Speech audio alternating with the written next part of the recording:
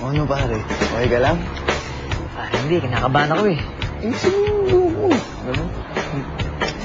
Magulo ka. Ay, nako, pasensya na kayo, pero pababa na yung malapit din. Alam niyo naman ang girls. Hiro, can I talk to you for a second? Sige. Pare, teka lang ah. Excuse lang Okay lang, sige. Oh, ano na? Kinakabahan nga ako yung wala sa mood, tapos ayaw magbihis. Teka, bali sabi mo hindi pa siya nagpapalit? Nagbibihis naman, pero hindi yung bihis ng babae pag nakikipag-date. Sige, basta ikaw na bahala dyan,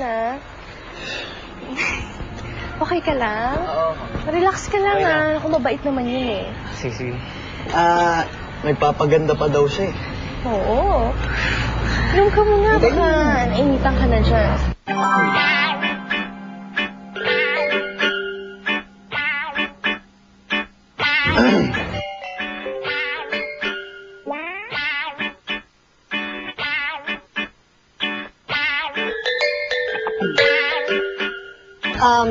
Sorry for keeping you waiting. You look beautiful. Thank you. Naku, ano ba yan? Naku, Karen, ito, kilala mo na si Hiro, di ba? Tapos ito naman si Andre. Andre, this is my best friend, Karen. Excuse me. Hi, Karen. Hi, Andre. Flowers for you. Thank you.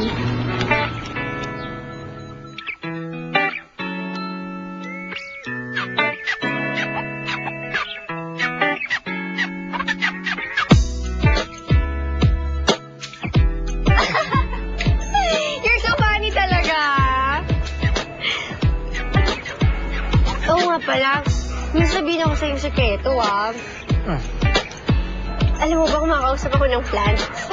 Lalo na yung BFF ko si Tutsi. Alam mo, kailangan makilala mo siya. Weird ba?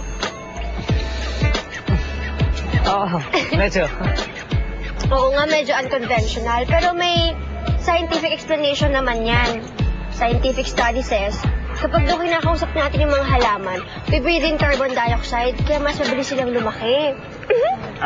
Actually, narinig ko na yan eh. According to my friend Hiro, you also volunteer for the environment. Oo naman. Teka lang. Wow! Sabihin sa akin pati ikaw. Grabe, ngayon lang ako nakilala ng guy na ka-age group namin na passionate about the environment. Wow! Matagal na yun, bago pa yung Talaga? Typhoon Ondoy.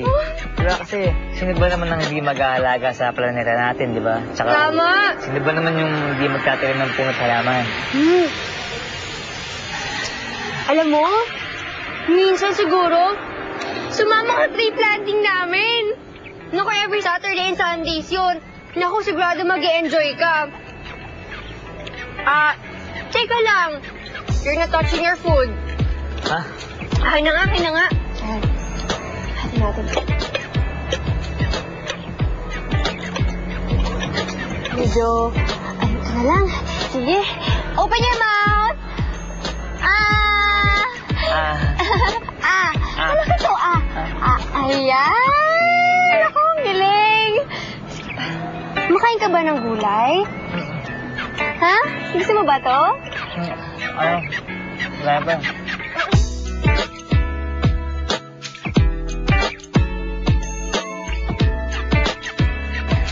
Hey, naku sis, how was your day?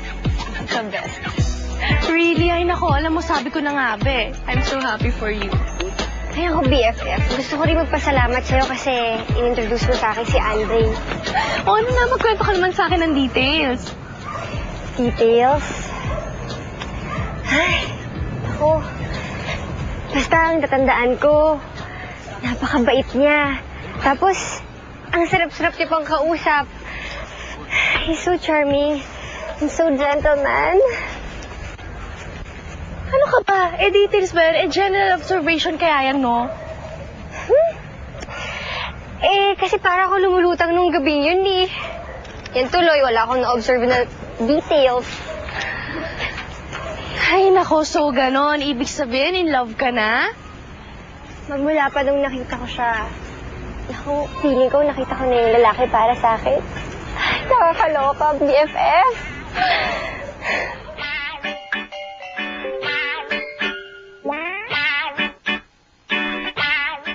Isang dekada ng kilig na puno ng pag-ibig. Maynila tuwing Sabado sa bago nitong oras, 9:30 ng umaga. Kita Kids!